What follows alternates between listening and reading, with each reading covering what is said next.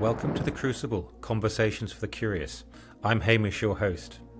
In each episode, you'll hear from everyday people who've been through profound, life-altering experiences, from life-threatening illnesses or accidents, deep existential crises, addiction, or having to make life choices that have ultimately brought them peace, connection, and purpose. They've all stared into the abyss, walked through the fire of their own personal dark nights of the soul, and emerged from the other side transformed. This podcast is for anyone going through an awakening, a time of massive change, or questioning the meaning of life. You are not alone. You can get through this. I promise you, life is more meaningful and beautiful on the other side. We're here today with Raz, and he is from the Center of Israel. Raz, thanks ever so much for turning up today. Can you tell us a little bit about your awakening?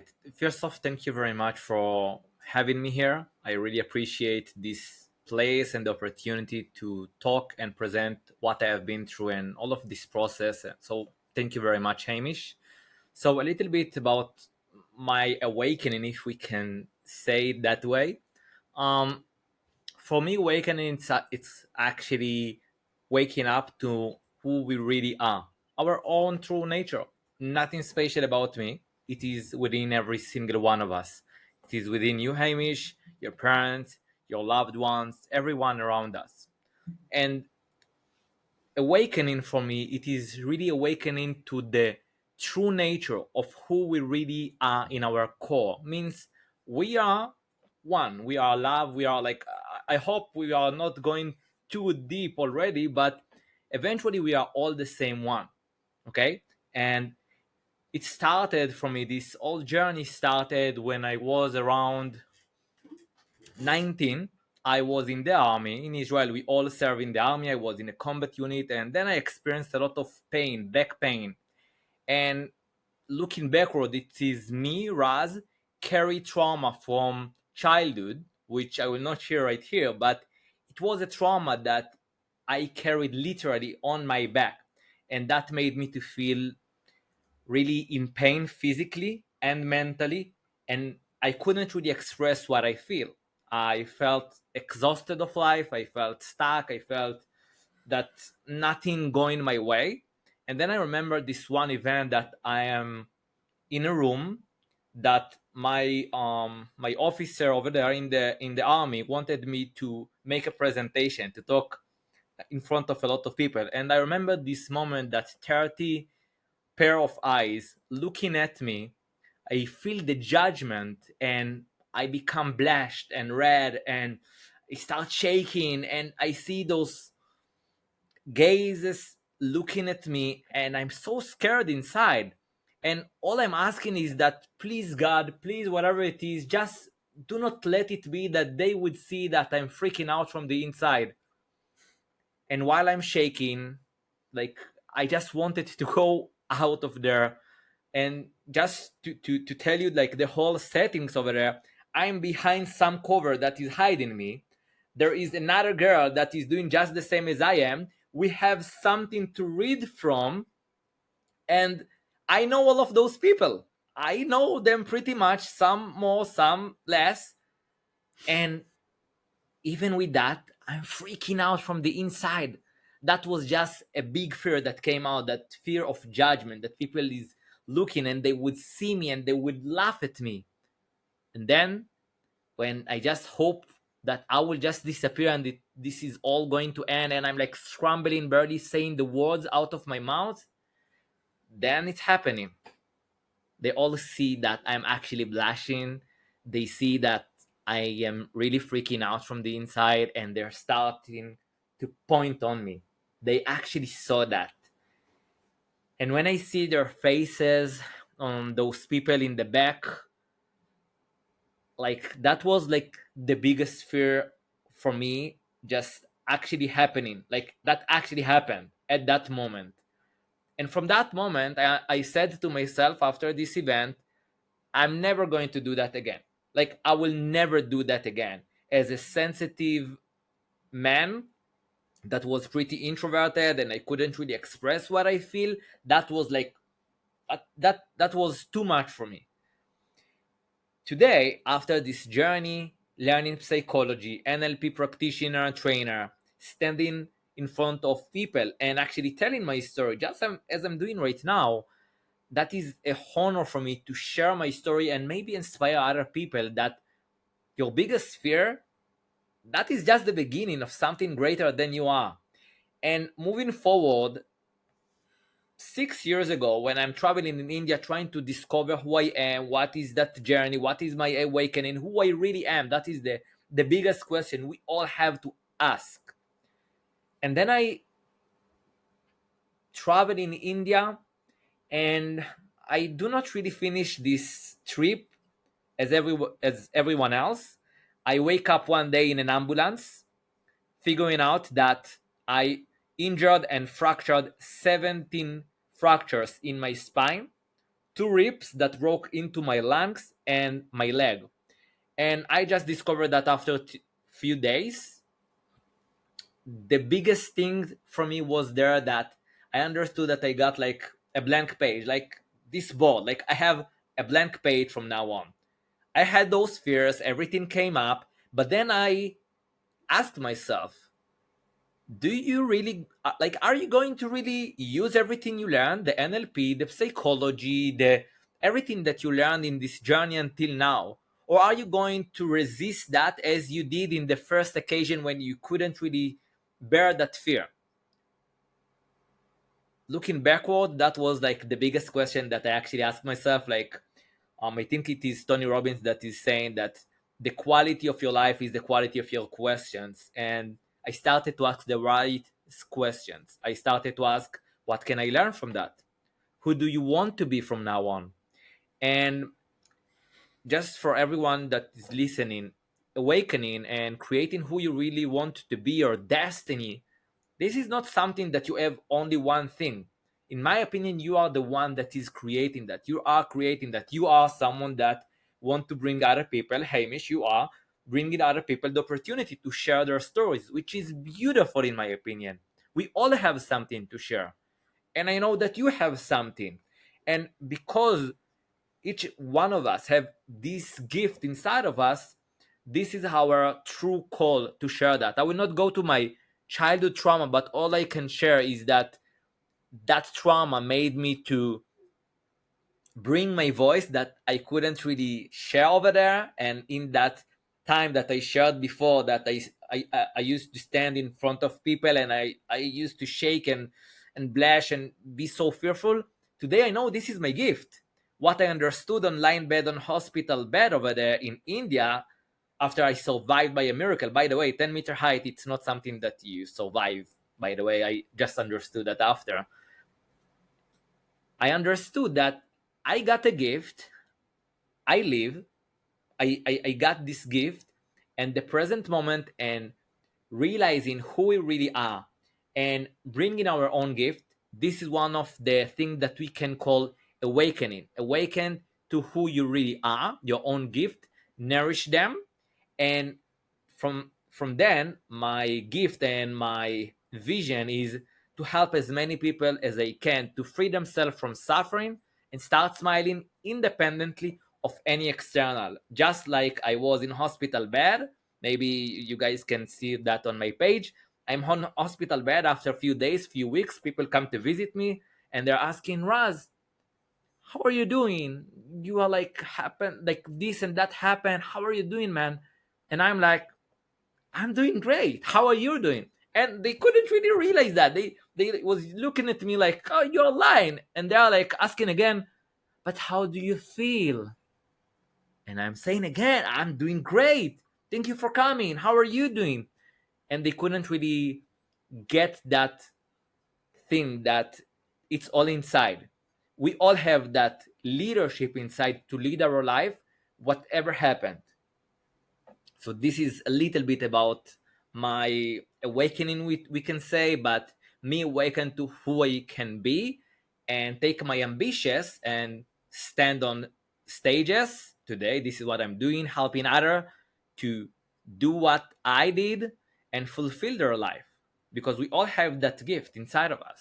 And then the incident in India, you fell off something 10 meters up, Yeah, and correct. then So then in the hospital, you just had time to think about things and what was important and things like that. So how long were you in the hospital for? So I was in India around like 1 month and a half, moving from like around 4 or 5 hospitals. I was in danger of death because I had inner bleeding. I started to cough blood, so they understood it's not just injuries and fractures in my spine. It is also in an inner bleeding, which is extremely um, dangerous. Okay, so it was around 1 month and a half, and then I was in Israel. They brought me to Israel, and then I was like around like a few days more, but it was like the whole recovery was around 1 year, like going to hospital to recovery day to day to get better. Wow. Okay. So you had time to think and decide what was important. What was the result of that? I mean, you've explained it's all about looking within, but how did you get to that point? What were you feeling? What were you thinking? What was your body telling you when you were going through this whole process? So if we are taking that moment that I realized that happened, like I am in the ambulance, they are telling me, Raz, you actually fell from 10-meter height. And I didn't really believe them, by the way, at the beginning. When I'm waking up, coming like becoming awake, they're telling me that, and I'm like, no, come on. And I'm asking someone else, and then asking someone else, and like it was like around 7 friends that was in the ambulance with the crew of the ambulance there in India. And I think like it was around 5 friends that I had to ask that they would say, Raz, it actually happened, you fell from 10-meter height. And in that point we have no idea what really happened.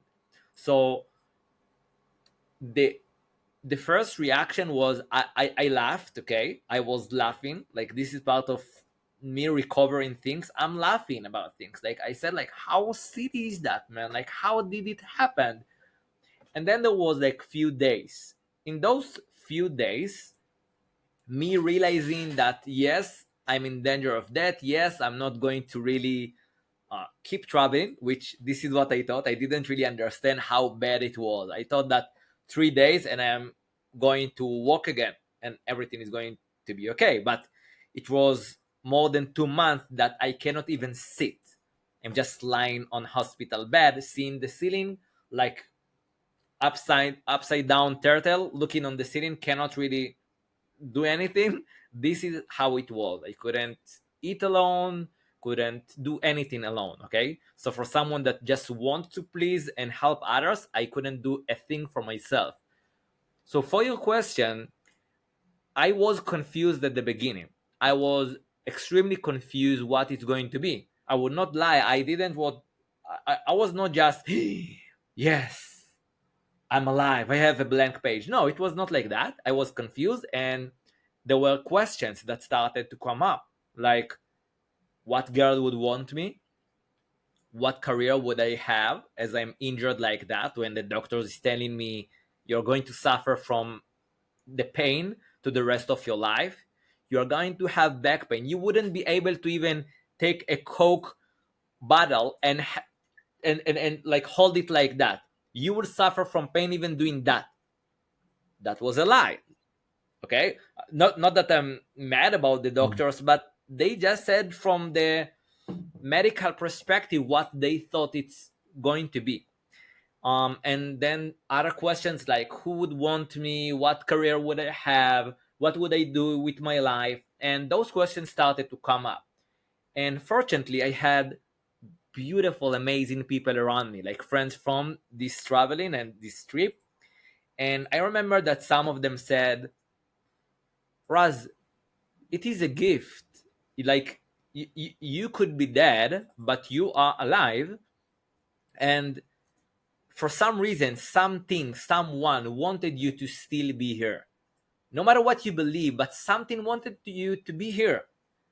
And I'm as someone that pretty much believing that there is higher force than we are, whatever we call it, God, love, energy, universe, whatever we call it, we know that there is something, and he pointed that there is that something that want me to be here. And then it hit me like, maybe there is some force that wanted me to do not finish this journey here. Like, I could be dead, 10-meter height. Just for the perspective, my mom said that like a week after that happened to me, there was like how would I call it, um like those people that are on circuits, okay, and they are like walking on really high um like tight ropes, and they can do everything. And it was like 6-meter height, and one of them actually fell down and he died. 6 meter, and mine was 10. So then it gives you some perspective that, well, whatever you believe, you are here because something or someone wanted you to still be here. Whatever you believe, it doesn't matter. And after those times of confusion, I understood, yeah, maybe I have to do something with that gift. And then I started to visualize what I want. So this is another super important thing. Visualize what you want. Just yesterday, one of my family member had a child, and like she was not born, but she had a child like 2 months ago, and she wrote in the WhatsApp group that she came into surgery, brain surgery, and I was like, I freaked out because I really love her, and like this is her son, her daughter, I'm sorry.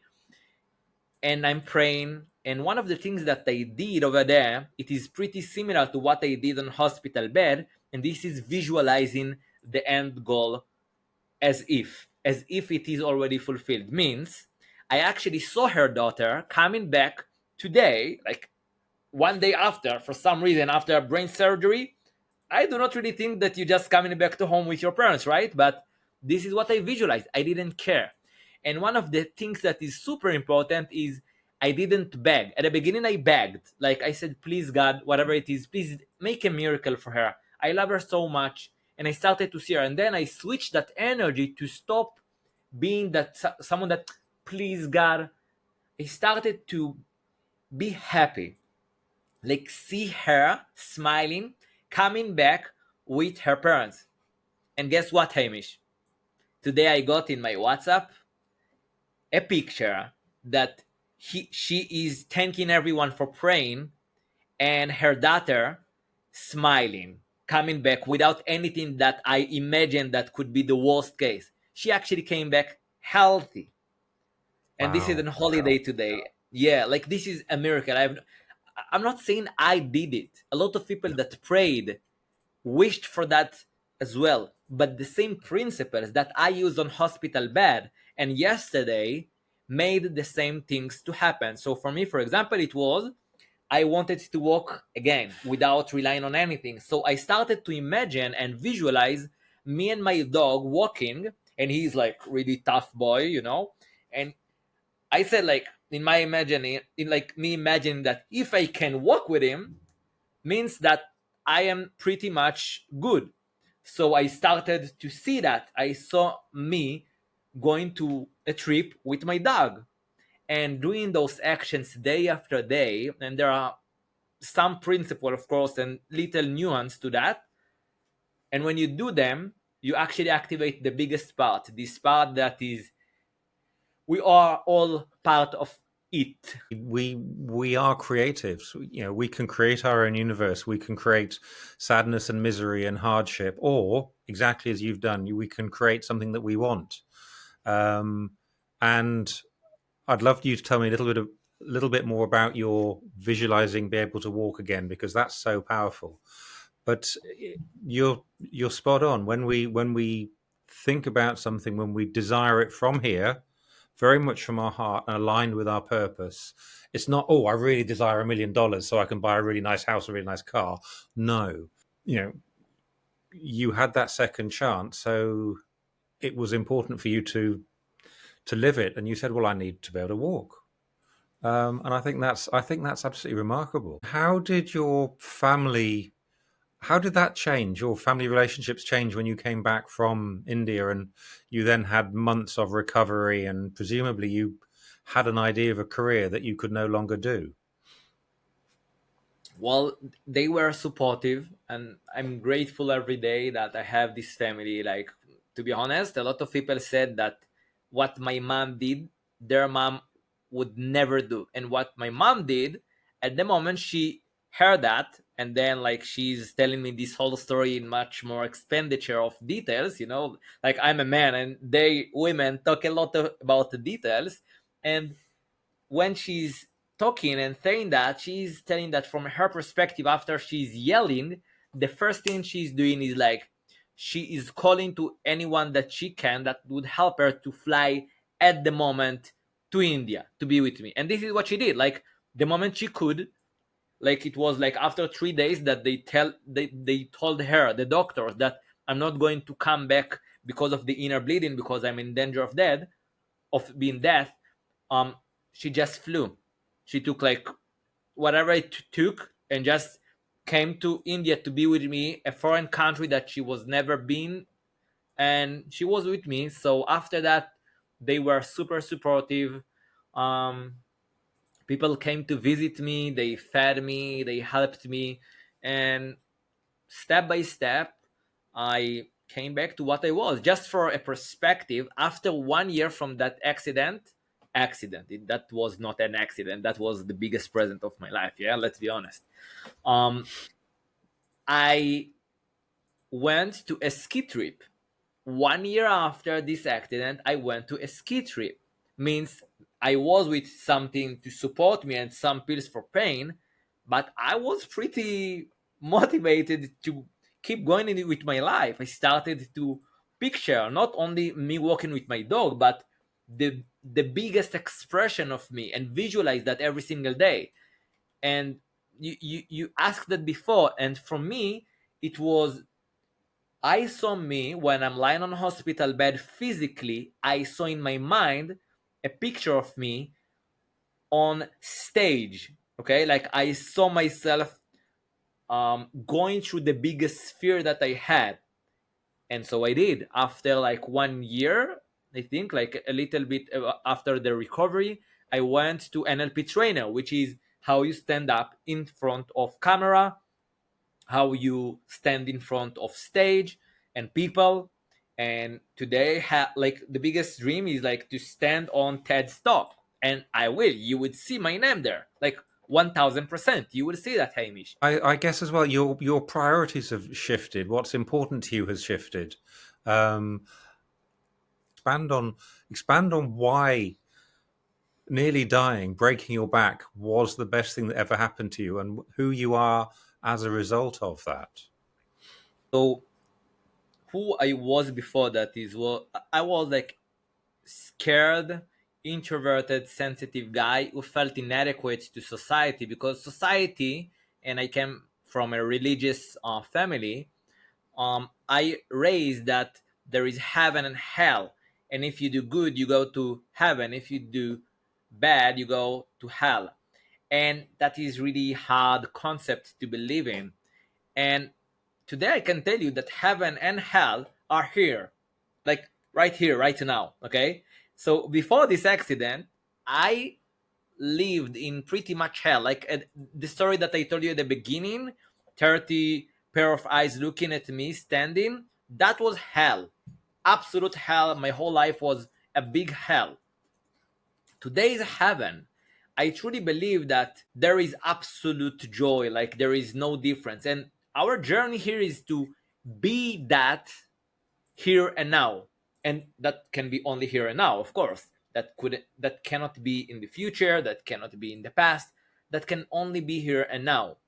And before that, I used to be like, I feared from judgment, and I overcame that. I used to fear of rejection, and I went through that.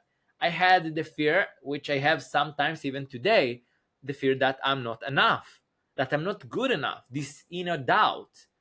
And all of those fears are stopping us from being who we really are. A clue for those that are listening, Hamish, those fears are here, exactly and specifically for us, because life happening for us and not to us. It's happening for me. Means every time that I have some fear, it is here so I would be able to overcome that. It is here because the biggest version of me that actually fulfilling and have the beautiful life, wealth, great relationship, beautiful body, beautiful health, they're all just one step after you overcome this fear. And some people are super afraid that, yeah, but what would happen? And if you would tell them, yes, you can just do it, and this is actually what we should actually do, but the mind make it really complex. A lot of times after we are doing those little things, there is higher force that's supporting our way. Means, for example, when I understood that I want to be the greatest expression that I can be, and I went to learn how to lecture in front of people, then some new opportunities came by. I learned from the most successful person here in Israel that also interviewed in the BBC and a lot of international channels. And I learned from him, and I became like one of the best. I truly think that I'm really amazing lecturer. And then I got more opportunities, and this dream that I would stand in talk in front of people became a dream that today I have created few courses that one of them called the flagship program, the Peaceful Leader Blueprint, where I help people to bring this peaceful leader that is inside and move from that place that I said before to who we can be, to the most fulfilled, most um, connected, happy, confident version of ourselves. And I'm saying that as maybe you can't see that today, but I was extremely unconfident. I couldn't even say hi to someone new. And if I had to talk to some girl that I saw that I like her, I couldn't do that. Like, I will tell you one story that you would understand. I had so much negative thoughts about myself before that. I used to walk in the street, and imagine that I'm walking in the street and three girls passing by me, and they are beautiful, okay? And I'm moving past them, and suddenly when they pass by me, they start to laugh. They're like jiggling. And it's like sweet. If you'd see that, it's like little girls laughing, but all that happened in my head was, oh, you are such a loser. Oh, they're laughing at you. Oh, they think that you are such a big, fat loser, unsuccessful man. Look at you. How ugly, how weird are you? And all of those are thoughts in my head, which I believe that all of them who I really am. I believe those thoughts. Today, okay, today the same thing happened. Same thing, Hamish, and something extremely different happening. What is actually happening is the same thing happening. Three beautiful girls passing by me on the street. I'm walking. First off, I'm smiling. Second, all I say to myself that they are laughing because, oh, you're such a cool man. They are laughing because you're such a handsome boy. Oh, they know that you are such a big win if they would get you. Oh, it doesn't matter. You have a girlfriend. And all of those positive self-talk that I have today, nothing changed outside. Nothing, okay? Same thing.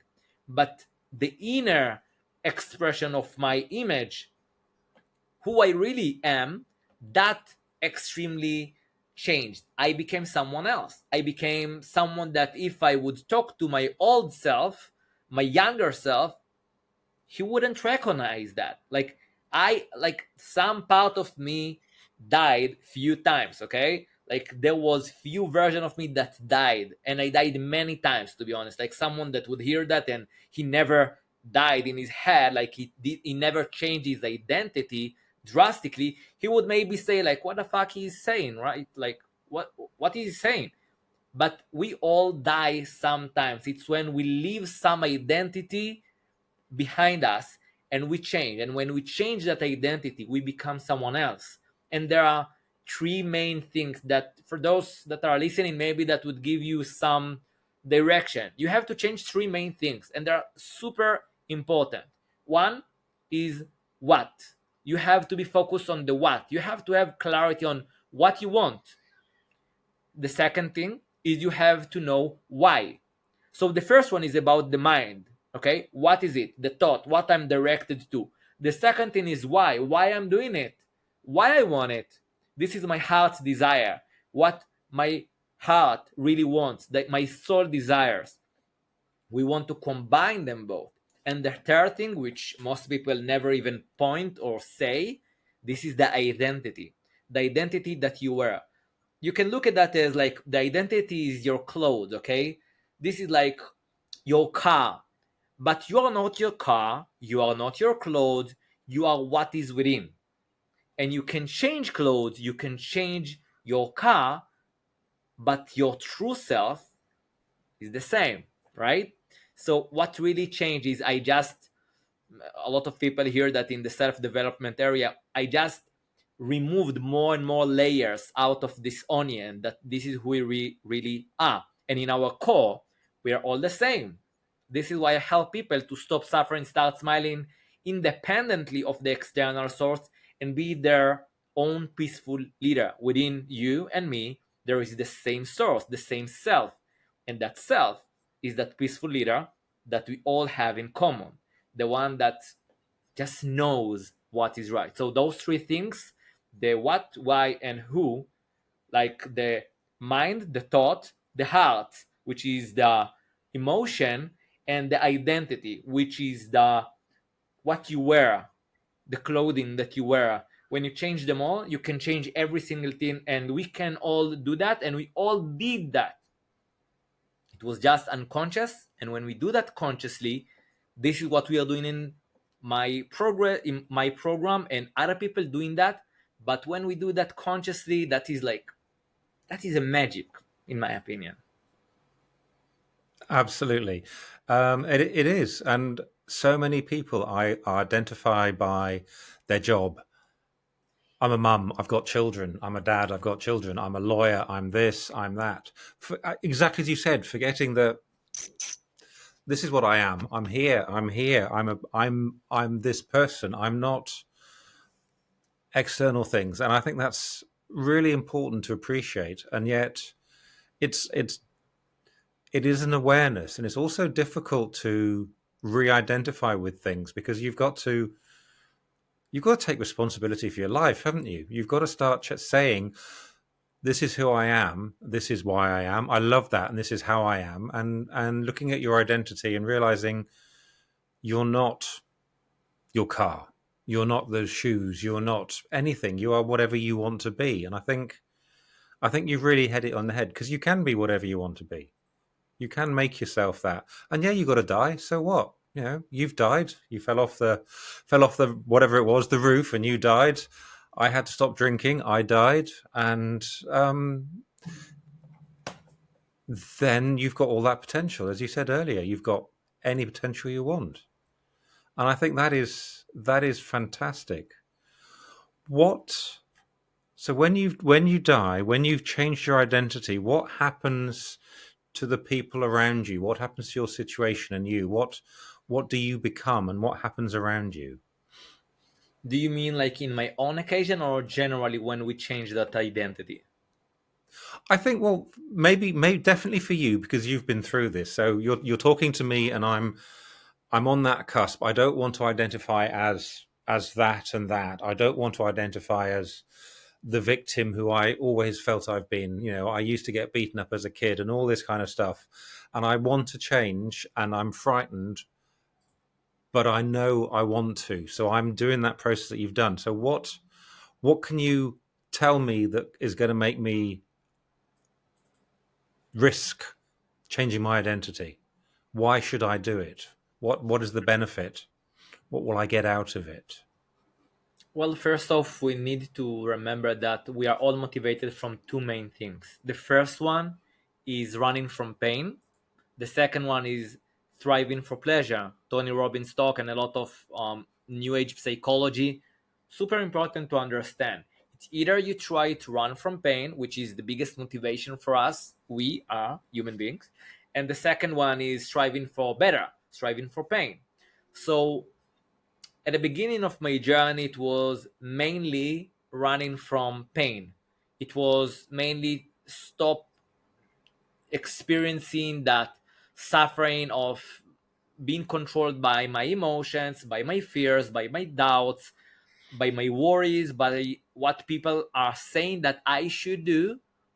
And eventually, after I've been through some things, this is a negative motivation, by the way, the first one.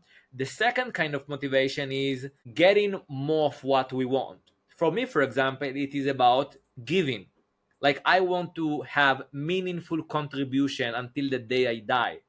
I don't want to live the same life I had before that accident, okay?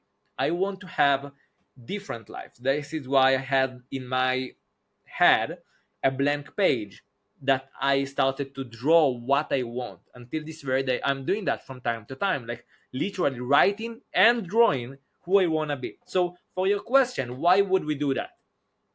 First off, in my opinion, and that would sound really cruel, but this is what I saw until now. I actually believe that.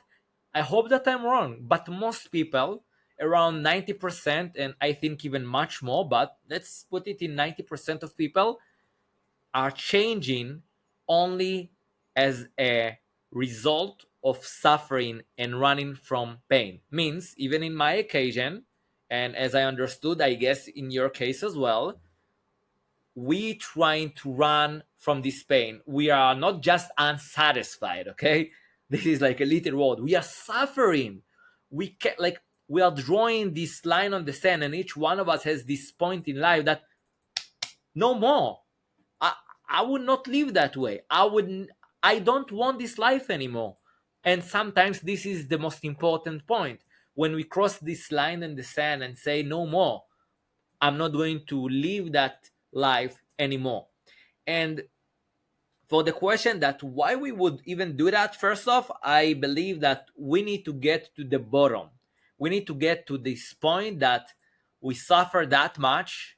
And some of you guys that is listening to that are listening, just I just want to encourage you. If you are still suffering and you had not changed yet, just understand that you have superpower to suffer. You are so strong that you can actually suffer by now. This is beautiful. Beautiful point, okay? But just take this one point. When you actually choose that you want to do that, you don't have to keep suffering. I promise you. I'm not saying any of that to encourage you. Like, just yesterday, I had this one trainee that he said to me something after I said to him that he asked, like, can I go through that? Can I be like to the direction that you told me? And he said, absolutely. And he said, like, aren't you saying that just to encourage me? And I said, no, hell no, man. Hell no. I know that. I know that. I see thousands of people, and I know that there are millions of people that already did that. So why can't you? Sometimes we are so locked in our head, and even me with my own struggles or challenges these days, I know that one day I would go through them no matter what. I know that. There is no difference between what happened to me physically or me not having a girlfriend and saying, like, I'm not loving myself. How can I even find love? Like, who would want someone that can't even love myself? And this is like the very sane and very self-talk that stopped me from having a girlfriend, okay? And then I started to give myself this love, and I found love. Like, this is just when you change things here, the external world changes accordingly. So why would we change is usually one, suffering from enough pain. The second thing is striving for more. It is when we stop um, being jealous or and envy on other people. It is when we stop scrolling on Instagram and see all of those beautiful life, okay? And we say, and we get encouraged. Instead, we choose that I want to make my life a masterpiece, and I'm going to make it no matter what. So those two things are actually what I mentioned before about motivation. The first one is running from pain, when I don't want to suffer anymore, and I said, like, enough is enough. And the second thing is, like, some part of me want more. This is my soul want. And one of the things that we can all do is be in a supportive environment. Be around people and listen to podcasts like that and people like that, like you, that visiting other people or talking about that. People that are encouraging. It can be your friends. It can be mentors. It can be communities, maybe going to church. Everything that is uplifting your spirit will help you. And that was like biggest we can say pain point in my case, or biggest endeavor in my journey, that I had a lot, like a hard time to change my environment. It was really hard for me, and this is one of the basics to have better life. So those of you that are listening, change your environment and be ready to be alone. That this is extremely important. Be ready and allow yourself to be alone. When you allow yourself to be alone, this is like the biggest thing that you can do for yourself, because two things will happen. The first one is you would start to love yourself. Okay, and there are a lot of ways to do that. You can Google that. You can just send me a message on Facebook and I will try to help you out, as I did to the guy yesterday. And the second thing that would happen when you are being alone, you allow the universe, God, the world to give you the new environment that you want to have. You start redirecting your life and your mind towards the new future that you want. And you cannot do that when your cup is full. Means you have those still same environment, the same wrong friends, family. I'm not saying they are bad, but you are still hanging out at the same time with them, so you are not allowing the new to come up. Like a full cup cannot be full more than what it already is. You need to remove whatever is inside, the old environment, the old habits, and then the new can come. How do people quieten themselves to make that time to listen to themselves and listen to the universe? Like a lot of people saying, well, you're saying those things, but how do I really start? What I recommend is, first off, meditate. Okay, meditation allows you to be here and now. And few key points that most people wouldn't tell you about meditation. The first thing that you have to understand, it is a practice. This is not you winning meditation or losing meditation. There is no such a thing. Okay, you are practicing. Okay, the second thing is, when a thought come up, you are not losing. You are just you are doing it actually right. If a thought is coming and it's like saying, no, you can't do that, no, this is just a bullshit, no, you have to pay this bill, no, she told you that, no, it's okay, this is part of the process. Allow it to come. And the last thing I will say to you, when those things comes up in meditation, and I'm giving a lot of tools here that I'm giving to my paid clients usually, one of them is actually understand that you want to say that as well has the permission to exist. Do not resist that. When we resist, it persists. When we try to say no, like some voice in the head saying no, but you can't feel that. Like this guy yesterday, we came into some meditative state, and I wanted to really feel that, how it feels like. And he had a really hard time, like he was shaking. And I told him, that's okay, allow this to happen. And he's saying, but I hear this voice that's saying to me, you do not deserve to feel good. And I said to him, that's okay, do not resist that voice, that's okay. You don't have to say no, no, no, and like stop. And he's like opening his eyes. It's okay, that as well as the permission to exist. Another sentence that you can say is, this is what it is. This is what it is. That's okay. So those things I can say about meditation. Meditation is super impactful, like endless research, helping to the body, healing the body, strengthening the immune system, like endless things. You can just Google that or ChatGPT that and see endless evidence that meditation is something that is healing, super powerful. The second thing for people that are starting, as I already said, is be alone and change your environment. Like allow yourself to be alone and change your environment. This is super important. And the third thing, start to give yourself love. What we really strive for, and the biggest fear that all of us have, is that we will die in some way. And if we take like 1,000 years ago, when we had tribes, okay, and when we had no tribe, we are dead, okay, because we have no protection. We cannot really protect ourselves because we are alone. We are not in the city, and there is a danger always. And today, this fear that we would stay alone means no love, means we would be rejected, or we would be judged, and then we would be rejected and be alone. Then it's like, why?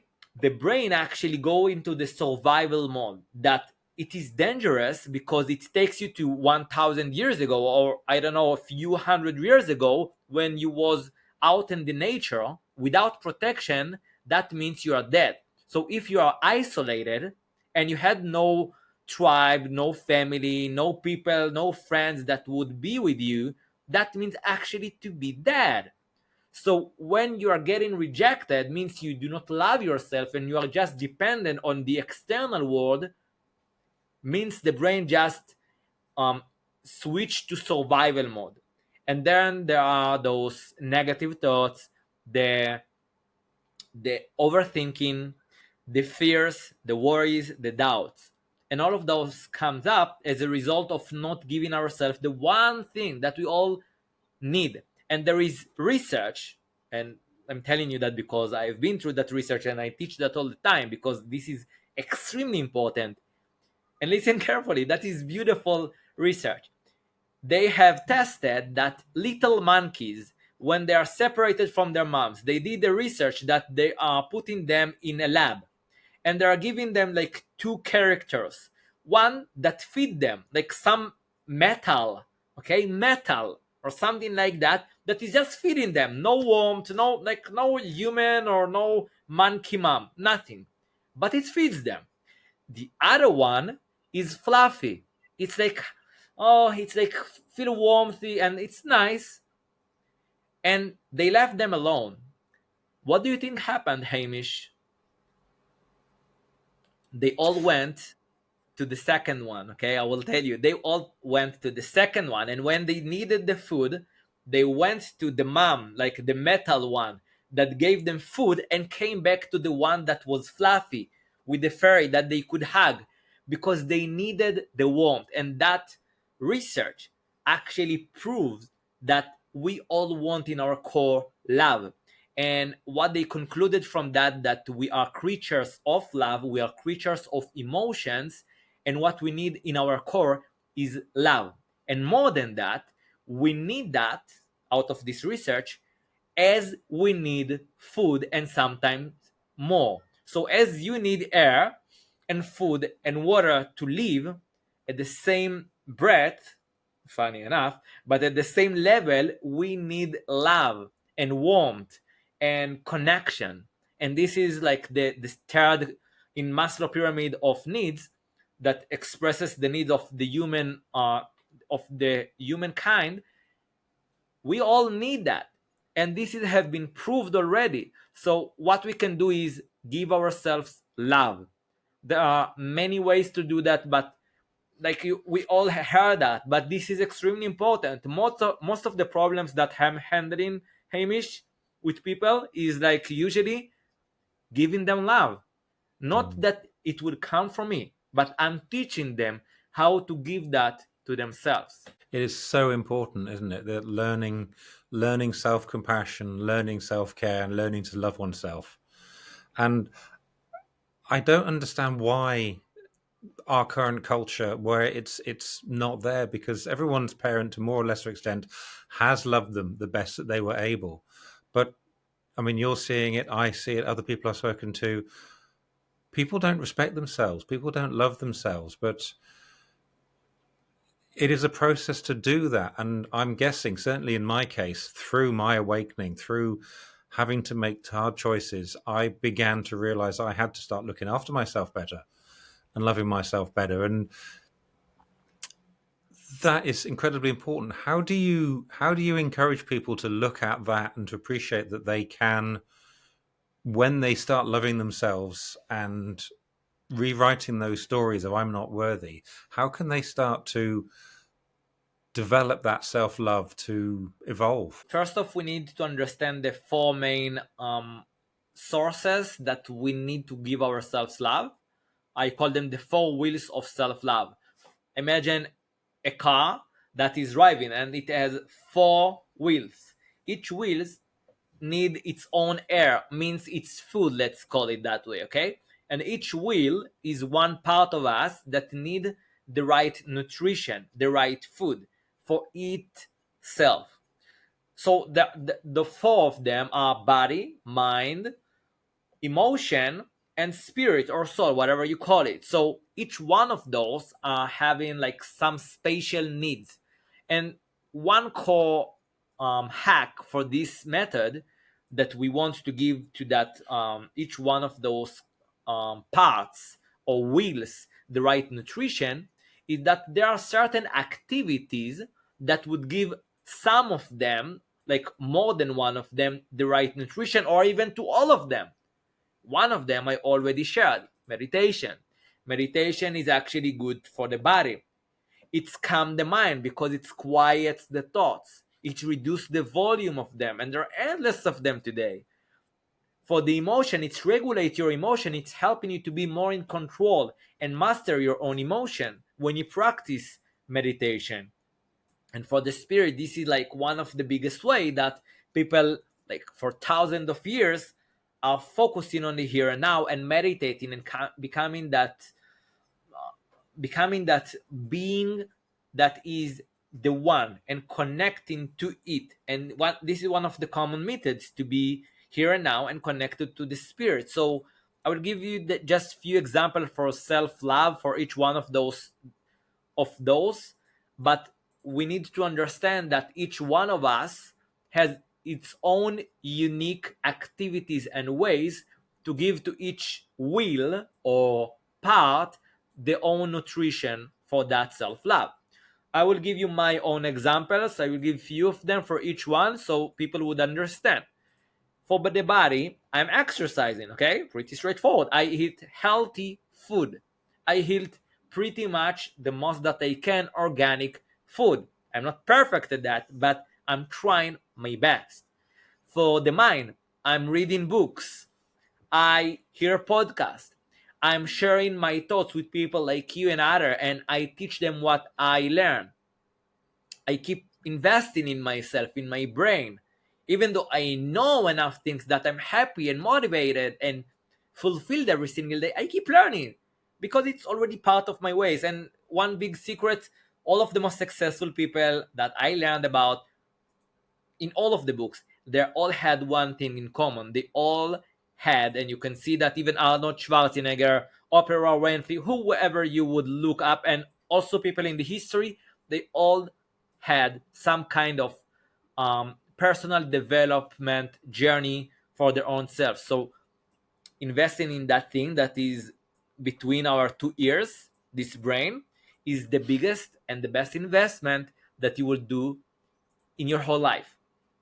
The best. Know your clothes, know your car. It is not the house, this is not the toy, the yacht, none of that. The third part or wheel that we want to give the love for is the emotion. So what I do is I journal, I talk to myself and connect between the parts within me and give them love, like literally bring that peaceful leader within me that is communicating with them. I'm doing that with writing, with certain exercises of writing verbally outside, having environment and people that I love and express that love to them. And for my spirit, I meditate. As I said, it also applies to all of my parts. I'm doing yoga. I'm connecting and asking my higher self, this version that already have what I want. I am advising with it. Okay, I'm connected to it as much as I can.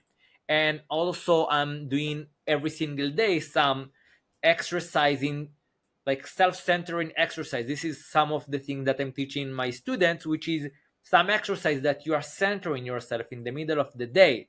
extremely important to get out of the outer screen, the outer environment, people, smells, sights, and also from the inner screens, my thoughts, my emotions.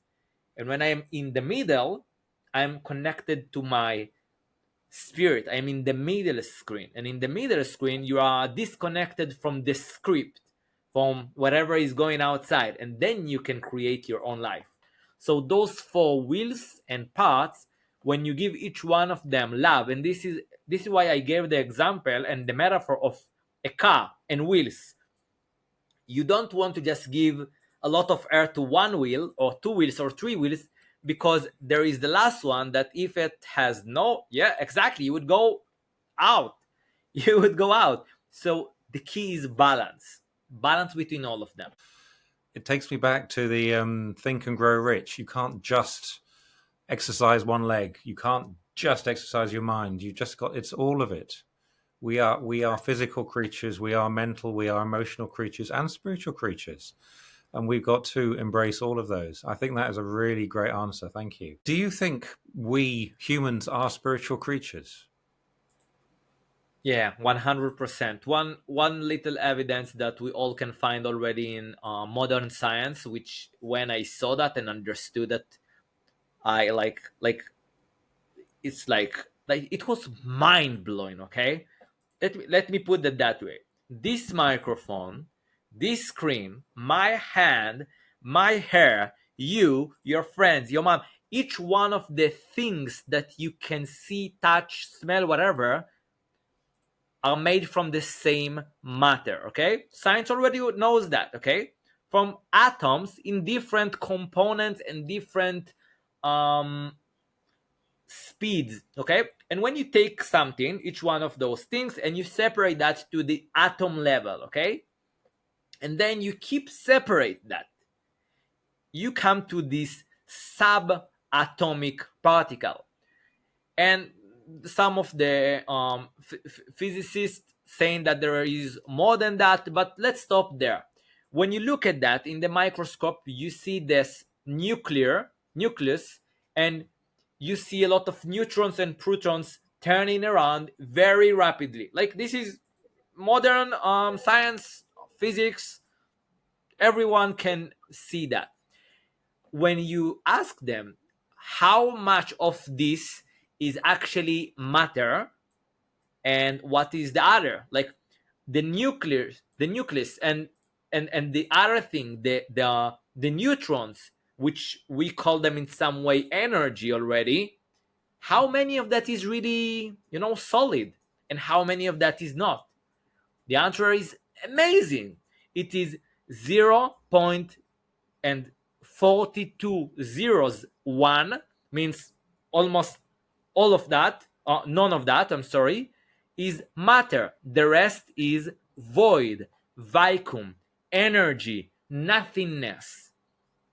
Means, like, Raz, what are you saying? Like, I can touch that, I can see that, I can see you, like, this is solid, like, this is, I can touch that. Like, what are you saying, man? The thing that is connecting between us is our own thoughts, frequency, and emotions, which is eventually the thoughts and emotions.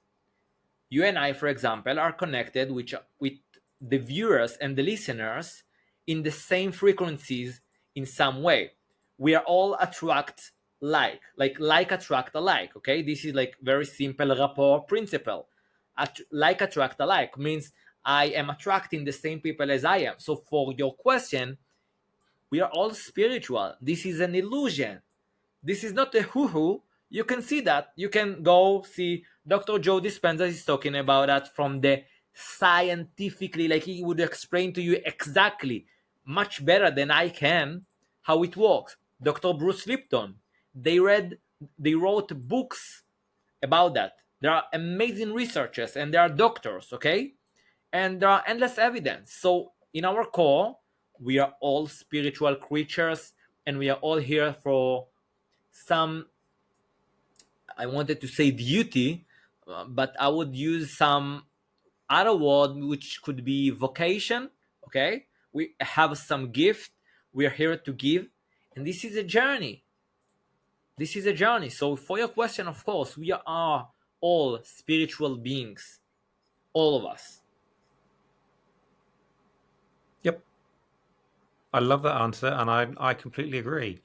Um, it took me a long time to appreciate that. I, like you've alluded, I was brought up religious, and it was not my thing. It didn't resonate. However, through my awakening, through rehab, through realizing things, I came to realize that yes, there is more. There is that spiritual element to it, and it is incredibly profound. Um, and science can't disprove it. You know, consciousness, quantum mechanics, what you've talked about, energy. There's so much there that beyond what we can touch and things like that. And I just think it makes it beautiful, and it doesn't take away being human. It doesn't take away from anything. I think it allows us to sort of be bigger and appreciate things differently. So I love what you've had to say, everything you've had to say, and curiosity. I think that's one thing you haven't mentioned, but that's certainly everything through what you've been talking about. You're very curious. What gets you out of bed in the morning? First off, you touched on one point that I had a lot of time. Like I, this is one of the biggest point that if you guys that are listening and hearing and seeing that want to take like one trait that would make you successful in your own way, no matter what, is what you just said: curiosity. Like being the infinite student, being the one that is always striving to learn. Like we are all learning. Even me talking to you right now, you even asking me, I'm learning, I'm getting something. Okay. So for your question, curiosity is extremely important. I would say to people that are going through this journey, if I understood what you're asking, and correct me if I'm not answering that, that you would go to sources that you feel eager and resonated energetically when you're talking to them, when you're hearing them, when you feel that, like you feel that you cannot ignore that, and maybe there would be a fear with that. That is actually a good sign. That means that you see these two roads, and there is like this uh, I think this is a poet in English when I learn, and English is not my native English, so I'm sorry for all of the grammar mistakes here. um, there is a story that is talking about the road not taken, if you know that, Hamish. And it's talking about one way that everybody used to take. And this is usually the road that you just took until today. Not you, but most of us, every one of us, until this very day, we take that road most of the time. This is the road that already have been taken, that people already took before you. And this is usually the mind way and what people say that you should do, usually resisting to the fear. And there is the other way, the road not taken. That what I used to say to people when they used to talk to me and they were confused. I used to just share with them that story and remind that we all have those two roads, and we need to choose. Either you stop this curiosity part of you and go to the road that you know and familiar, which is okay, no judgment. Like I love all of you that would keep taking that road. That's alright. That is okay.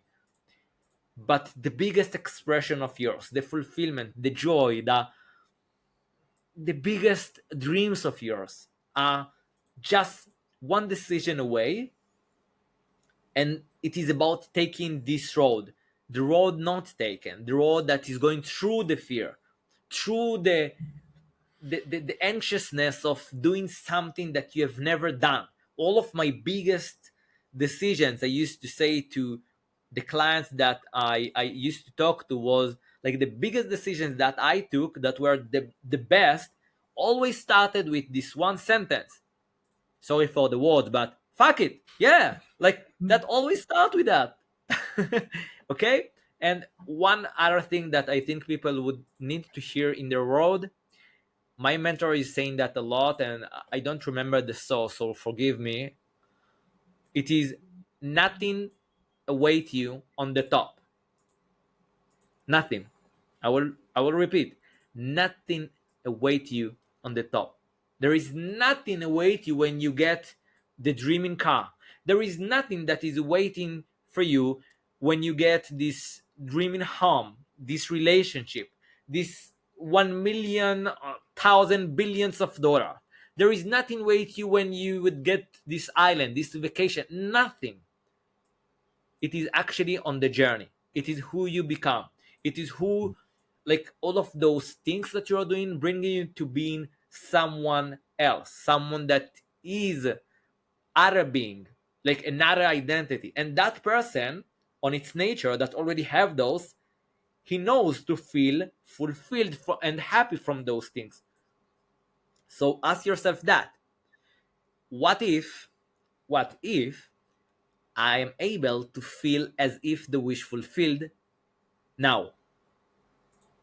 And when we understand that we can do that, 1000% sure that we can, people are teaching that all around the world, I'm teaching that as well.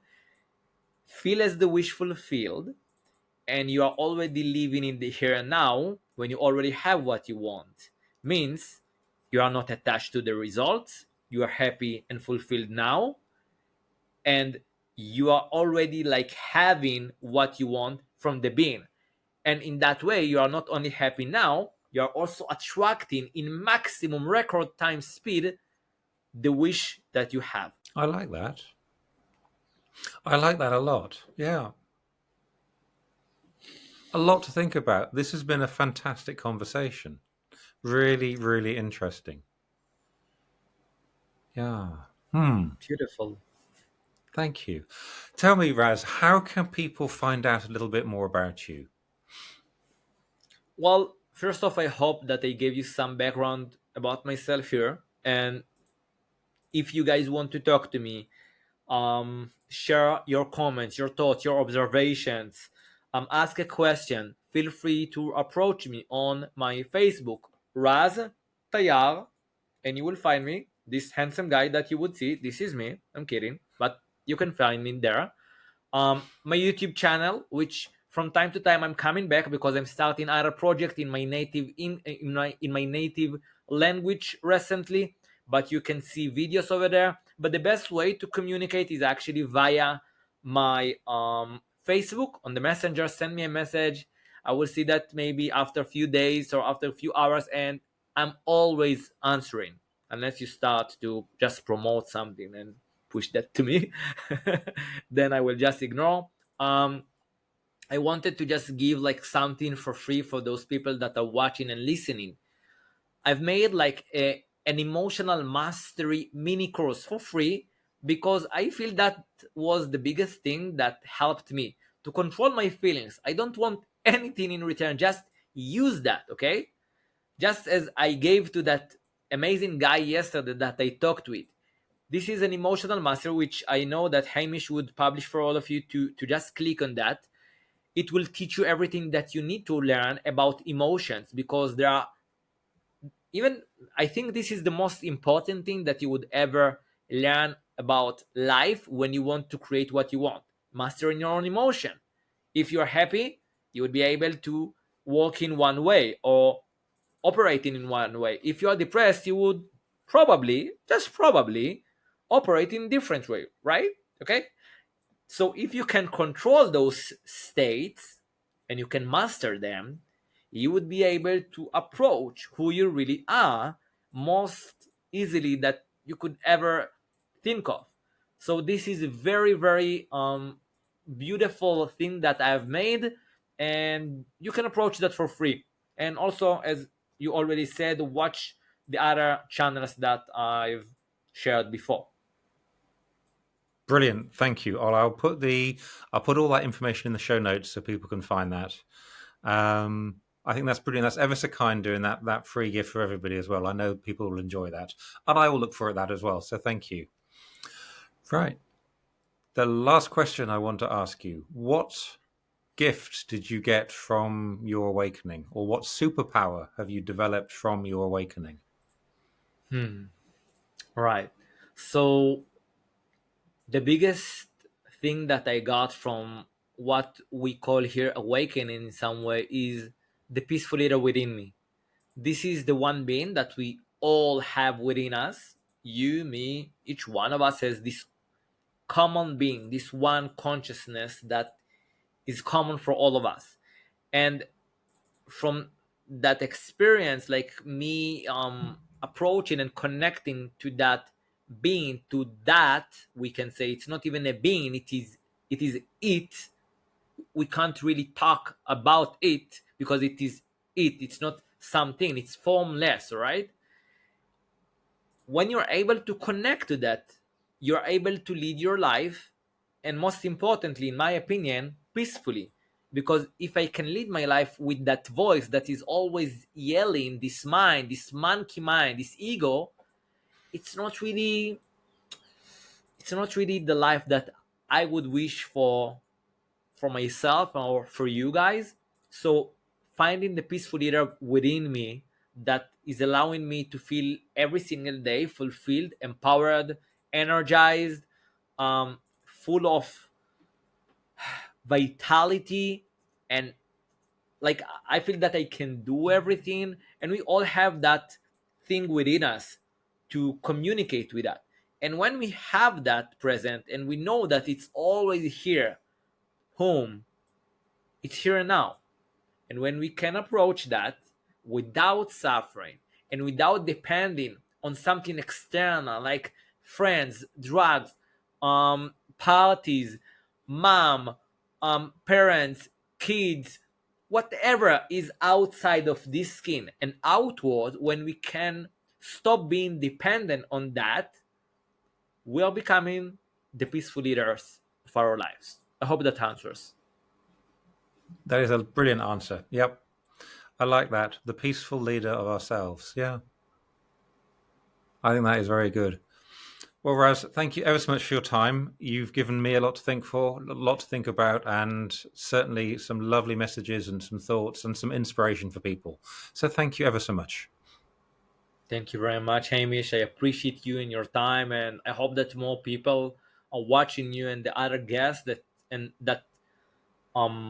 this beautiful project of yours and your podcast, and they would also publish that and promote that to their other people, not to watch me but to watch your beautiful aspiration and inspiration, see more people and get inspired from them. Because by the way, this is the most beautiful way and the biggest way that other people have created massive success in life. They actually interviewed and modeled other people, and what you're doing is in some way doing the same. So thank you for the opportunity, and thank you for the opportunity to give service and value.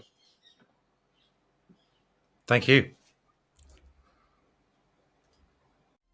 Thank you for listening to this episode of The Crucible, Conversations for the Curious. If these powerful stories of transformation resonated with you, be sure to like, subscribe and share this show with anyone who you think could do with a dose of inspiration for their own journey. I would really appreciate it if you could make any comments on your favourite podcast platform as well. That helps me reach more people. All the important links and information are in the show notes below. Thank you very much for listening, and catch up with you soon.